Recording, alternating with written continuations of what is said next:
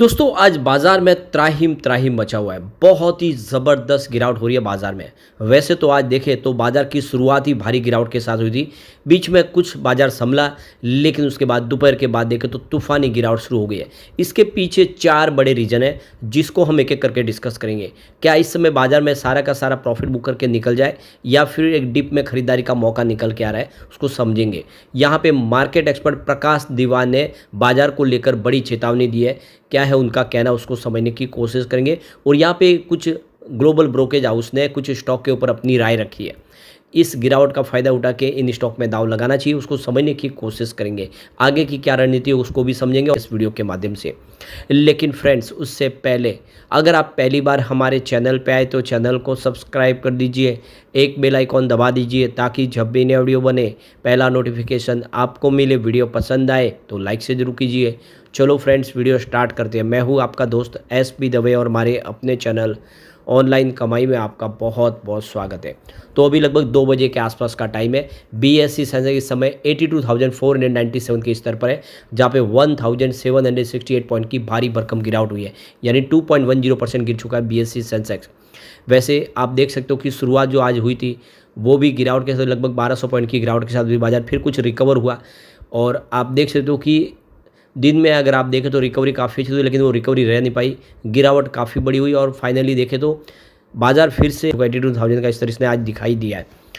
अब ये जो भारी भरकम गिरावट है, अगर हम ब्रॉड पूरे मार्केट की बात करें तो जो गिरावट बड़ी है वो आप देख सकते हो कि निफ्टी के बड़े इंडेक्स में ही है, और लगभग सभी इंडेक्स में भारी भरकम गिरावट हो रही है।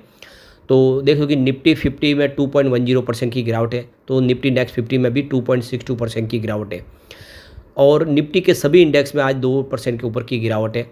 अगर हम बात करें निफ्टी मिड कैप 50 की, तो यहाँ पर भी 2.38% की गिरावट है, और निफ्टी मिड कैप 100 में 2.28% की गिरावट। इसका मतलब यह है कि निफ्टी मिड कैप में भी गिरावट 2% के ऊपर ही है, और काफ़ी बड़ी गिरावट है। अगर हम बात करें निफ्टी स्मॉल कैप की, तो निफ्टी स्मॉल कैप 100 में भी 2.15% की गिरावट है, यानी आज चौतरफा गिरावट है। ओवरऑल पूरे बाजार के सेंटीमेंट बिगड़े हुए हैं, और इसका आपको उदाहरण इंडिया VX से मिल जाएगा, जो 13.99% अप पर है। तो क्लियरली दिख रहा हो कि बाजार बहुत समय इस समय कमज़ोर दिखाई दे रहा है। ज़बरदस्त यहाँ पे बिकवाली हो रही है। अब अगर हम सेक्टरल इंडेक्स की बात करें तो आज जो सबसे बड़ी गिरावट हो रही है वो है निफ्टी रियलिटी में 4.32% गिरा है। ज़बरदस्त बिकवाली का माहौल निफ्टी रियलिटी में दिखाई दे रहा है। इसके बाद अगर हम कहीं गिरावट देख रहे हैं तो वो आपको दिखाई देगी निफ्टी फाइनेंशियल सर्विस में 2.70% की ज़बरदस्त गिरावट। और यहाँ पे अगर आप देखें तो निफ्टी प्राइवेट बैंक में भी 2.68% की बड़ी गिरावट है, और निफ्टी ऑटो में भी 2.79% की भारी भरकम गिरावट है। यहाँ तक कि निफ्टी बैंक में भी 2.25% की गिरावट है, और निफ्टी मीडिया में भी 2.25% की गिरावट है। ओवरऑल सभी इंडेक्स में आपको गिरावट काफ़ी बड़ी दिखाई देगी।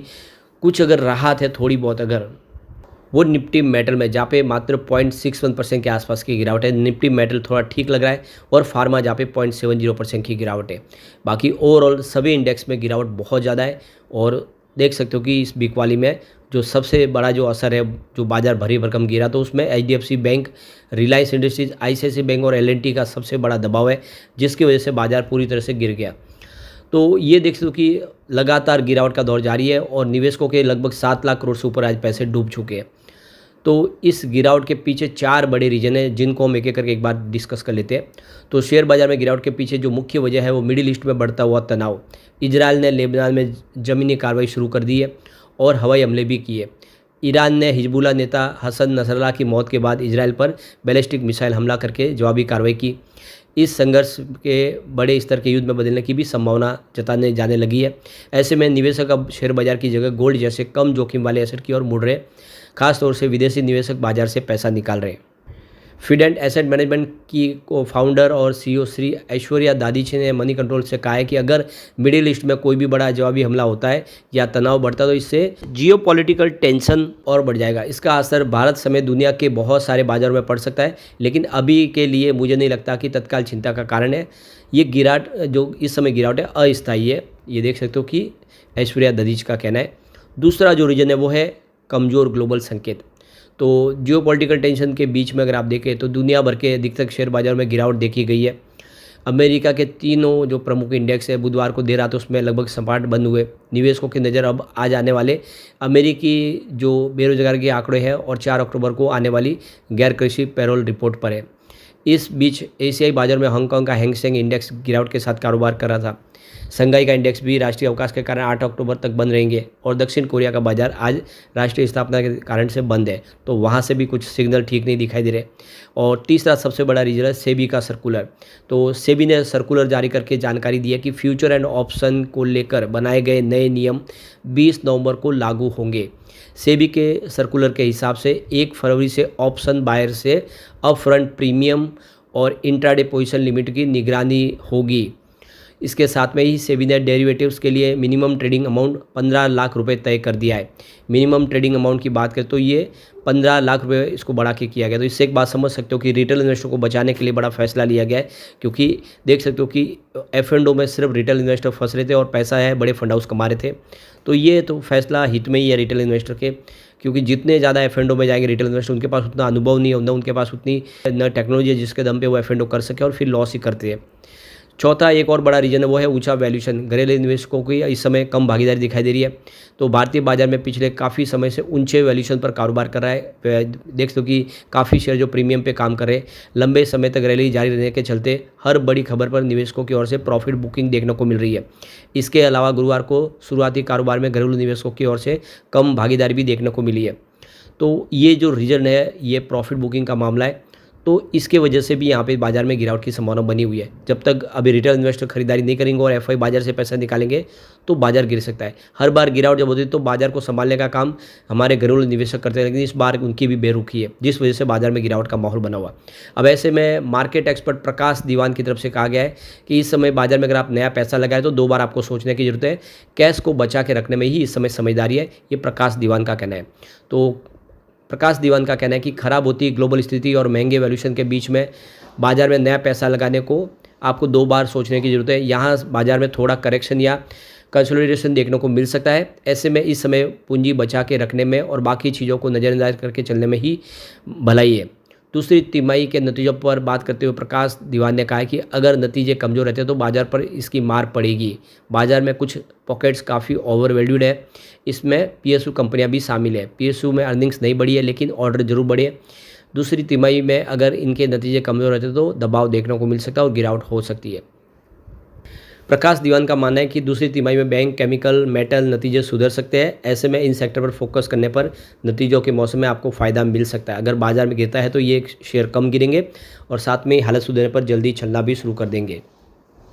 लाइफ इंश्योरेंस कंपनियों प्रकाश दीवान का कहना है कि इसमें बास्केट इन्वेस्टमेंट रणनीति की सलाह होगी। सभी बड़ी कंपनियों के एक बास्केट में बराबर निवेश करें। ऑटो पर बात करते हुए प्रकाश ने कहा है कि फेस्टिव सीजन के चलते ऑटो की डिमांड बढ़ सकती है। ब्याज दरें घटने से भी 2 व्हीलर कंपनियों को फ़ायदा होगा। तो उनको 2 व्हीलर में उनको हीरो मोटो काफ़ी बेहतर नज़र आ रहा है। तो देख सकते हो कि यहाँ पे इस समय पैसे बचा के रखने की सलाह दी जा रही है कि आपको सारा निवेश नहीं करना है। वैसे यहाँ पे देखिए HSBC की तरफ से ITC पे खरीदारी की सलाह दी है। इन्होंने बाय की रिकमेंडेशन के साथ इसका 580 का टारगेट सेट किया। उनका कहना है कि कंपनी के फंडामेंटल अच्छे हैं और FMCG सेक्टर में आने वाले समय में काफ़ी संभावना, स्टॉक इतना दौड़ा नहीं है तो निवेश करना चाहिए। इसके अलावा अगर आप देखें तो यहाँ पे सिटी की तरफ से डाबर के ऊपर सेल की रेटिंग दी है। उन्होंने इसका 570 का टारगेट सेट किया है और उनके हिसाब से कंपनी का प्रदर्शन कमज़ोर है, इसमें आपको बिकवाली करनी चाहिए। दूसरी तरफ अगर आप देखें तो यहाँ पे UBS ने सन फार्मा में बाय की कॉल दी है। इन्होंने इसका 2450 का टारगेट सेट किया है और ब्रोकरेज फर्म का मानना है कि इस समय बिजनेस काफ़ी अच्छा, पाइपलाइन में बहुत सारे प्रोजेक्ट है, कंपनी बेहतर कर सकती है आने वाले समय। इसके अलावा अगर आप देखें तो यहाँ पे सिप्ला के ऊपर JP मॉर्गन की राय, उन्होंने ओवरवेट की रेटिंग दी और इसका 1630 का टारगेट सेट किया है और उनका कहना है कि ग्लोबल मार्केट में तो ठीक है, बाकी घरेलू मार्केट में भी 9 से 10% की ग्रोथ का उन्होंने लक्ष्य दे रखा हुआ है, तो खरीदारी की सलाह है। तो ये कुछ स्टॉक है जिनमें आप गिरावट में अपनी रणनीति बना सकते हैं। लेकिन फ्रेंड्स, कोई भी इन्वेस्टमेंट करने से पहले अपने फाइनेंशियल एडवाइजर से बड़े ले लें या अपना खुद का रिसर्च करें, क्योंकि मैंने वीडियो आपके एजुकेशनल पर्पज़ के लिए ही बनाया। वीडियो पसंद आए तो लाइक से जरूर कीजिए और चैनल को सब्सक्राइब कर दीजिए। Thank you friends.